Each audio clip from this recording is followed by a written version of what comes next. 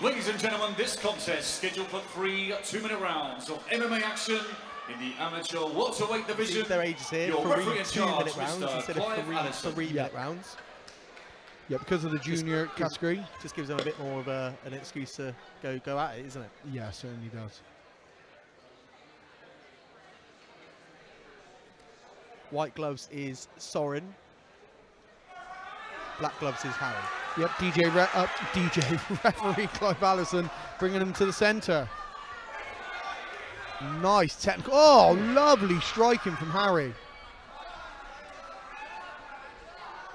Nice high kick. Harry needs to slow down here. He's going forward, overcommitting. Nice takedown. Yeah, Harry was trying out a jump guard. So Harry there, I feel like he smothered his work a little bit. He had really nice clean shots and he was overcommitting on them. But Sorin now in the top position. Dominant from there as well. Lovely hammer fist here by Sorin. Yeah, Sorin will be strong in this position. Oh, attempt to that idiot sweep from Harry.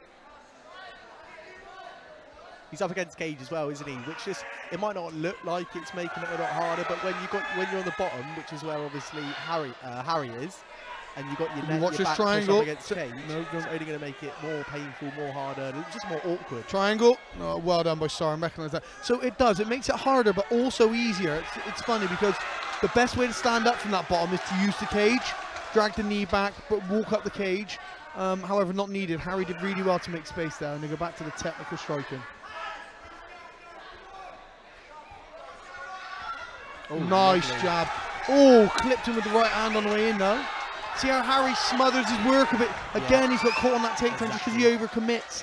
That's just experience because he's got really nice clean striking. He gets a bit of success, doesn't he? You know, sometimes that can give you that false confidence to come forward even more, which he's been doing. Oh, and armbar. every time he's been laying on his back from Sorin taking him down. Yeah, Sorin attempting to pass the guard, but Harry recognising that and going straight back to guard. Harry's got a lot more chance to utilise an open guard position here and maybe throw up a submission. Trying to stand up. And he does, he gets back to his feet. Okay, let's see if Harry can settle, start landing some jabs. Again, charging forward, overcommitting again. That's a better range for him. Oh, and again, same thing like we said. Yeah. Hopefully he can get through this round and his corner will tell him, listen, stay at the end of your shots. You're picking him off with those lovely clean straights. Keep him at the end of that shot. Don't overcommit. Don't allow Sorin to level change and get hold of those hips. But we've seen Harry get back up both times now, haven't we? So yeah, it's a difficult one to score this because obviously Harry's winning the striking exchanges. However, Sorin is getting takedowns, but there's not a lot being done with them because Harry's throwing something up or managing to stand up. He did a little bit of damage when they were both up against that fence on that second takedown. But I know what you mean. He's getting these takedowns, but he's not doing anything. He's just kind of holding on. And like we said earlier, it depends on who's judging and what they kind of want to looking at and to what they want to see. Yeah, exactly. I mean, so Harry, when he was asked what's how does this fit into your long-term goals, and he said his long-term goals are to get into more fights. Yeah. I think that's a good goal. This is the best place to start for sure. And being only 15, you know, he's got his whole life ahead of him, hasn't he? Yeah, and I mean his stand-up technique. Harry's stand-up technique looked really nice. He throws a lovely jab. That 1-2 is really down the centre. It's really controlled. All he has to stop doing is coming forward with it. Sometimes you've got to understand the power of standing still to throw a shot, or even throwing a shot and stepping off again. And he's got highly experienced corner as well. He's got Ben Harrison. He's fighting in one of our main card fights tonight on the title fight, K1. And we've got Greg as well. I know Greg personally. He's a very, very good boxing coach.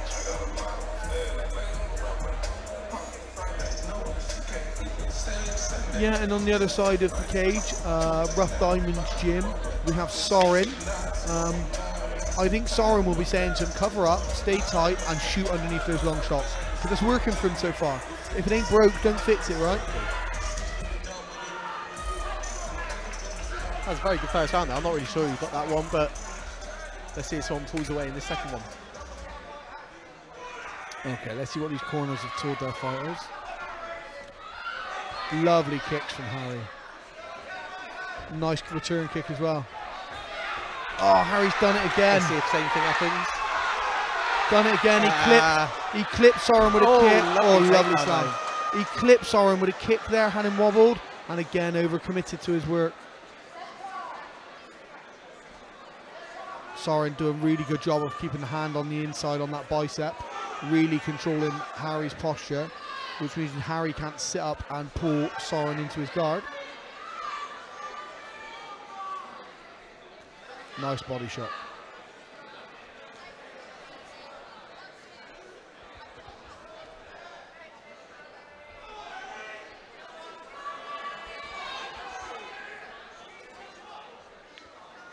Yeah, Harry really needing to circle his hands on the inside now. Start trying to break Sorin's posture and threaten with something.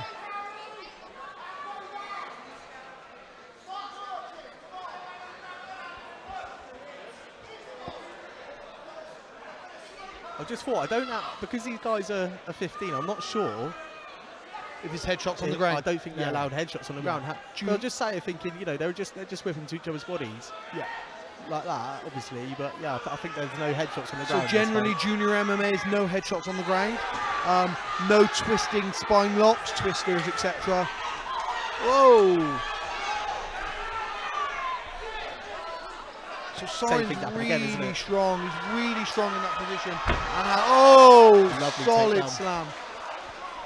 Yeah, Sorin. Harry really needs to learn from that going into this third round. The corner really need to say to him, look, you are overcommitting to your shots.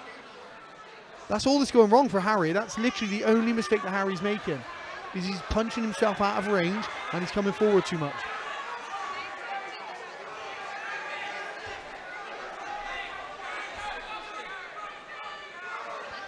Dominance now from Sorin on top. He looks really good and heavy from there. He's in that like 3/4 mount now, isn't he? Oh, straight to mount. So now we need to see Harry on a hip. Harry needs to get off of his back, turn onto a hip, start stepping over the leg. Though, isn't he? I don't know if he's in that arm triangle, is he? He is, yeah, well spotted, mate. Yeah. He needs to, by all costs now, keep Sorin in his guard. If he lets Sorin pass, it could be over. We don't know how long's left in this round. I've not got a clock by me to let me know. Oh, is that a punch? That's a punch. So if he can stay on that hip, he's on that left hip. 10 seconds left for Sorin to work. Yeah, I think he's going to go to that last round now, isn't it? Harry's doing the right thing now. Yeah, he's on the hip. Good work at the end of the round there. Sorin looked really good once he'd passed that mount. I got a feeling that's going to be the key to victory in Sorin's eyes. He's going to probably try and get that takedown this round and stay on top. Well, like you said, if eight broke, don't fix it, right? And he's had success both rounds now, so I mean, if I was him, I'd be going for that exactly the same game plan.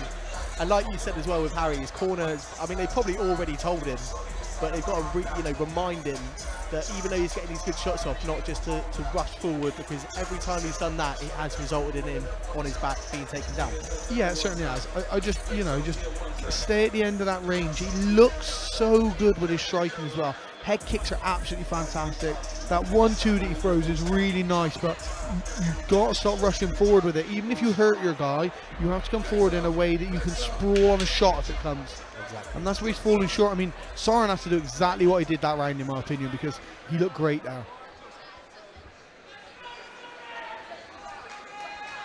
So how did you start getting into martial arts? Sorin would ask, and he said, my dad insisted.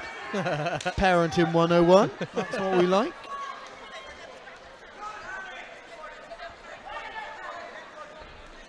Oh, lovely right hook on the way in.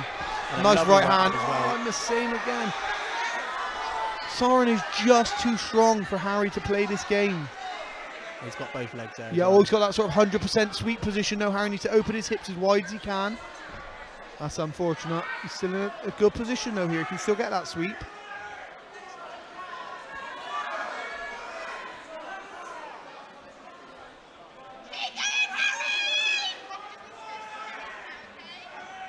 Yeah, Harry needing to really work on that. Sorin needs to get his posture back. He's kind of got him caught in this weird. There he goes. Yeah, it's called a 100% sweep. So when you go to that and you can you get that sort of quarter Nelson, reverse quarter Nelson position.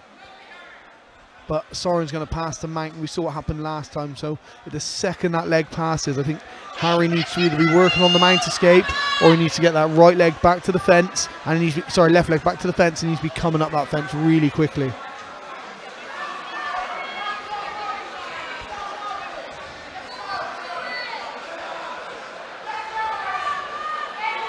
Oh, Harry did really well to get back to the guard.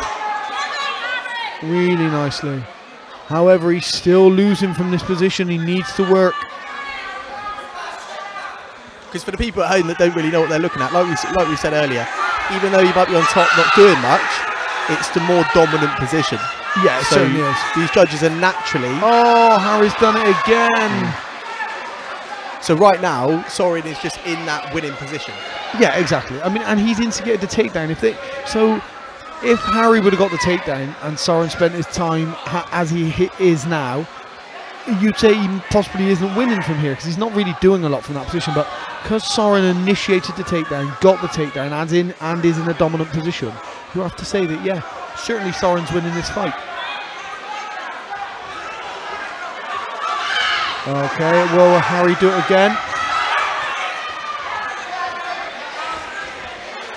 Unfortunately, that's exactly what he did. His sprawl's not good enough to counter Sorin's strength. And he's not threatening a guillotine or anything on the takedown, which maybe they haven't got guillotines in this junior. I think they do, but yeah, they have the junior rule set that these guys are fighting to. But Sorin's to Mank, and now to the back. That rear naked choke looks like it's in. Oh, and there's the tap. Yeah, lovely. Yeah, good finish from Sorin. He passed over to Mank. Harry turned his back. As soon as the back was exposed, Sorin did really well. Sunk a tight rear naked choke.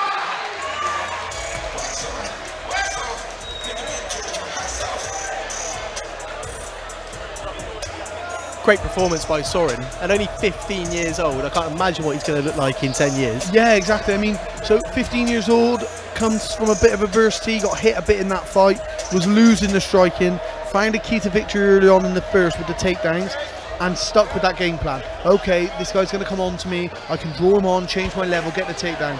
Brilliant display of wrestling, some really heavy slams. Unfortunately, Harry's going to watch that back, and he's going to have well, not unfortunately, he's going to have a lot to look at, and he can really see that what lost me this fight was coming forward, overcommitting on my shots.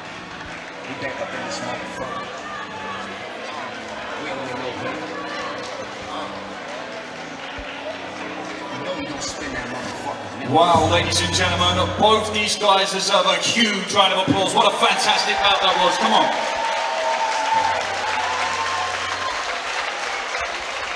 Well, this contest was brought to a close by rear naked choke submission.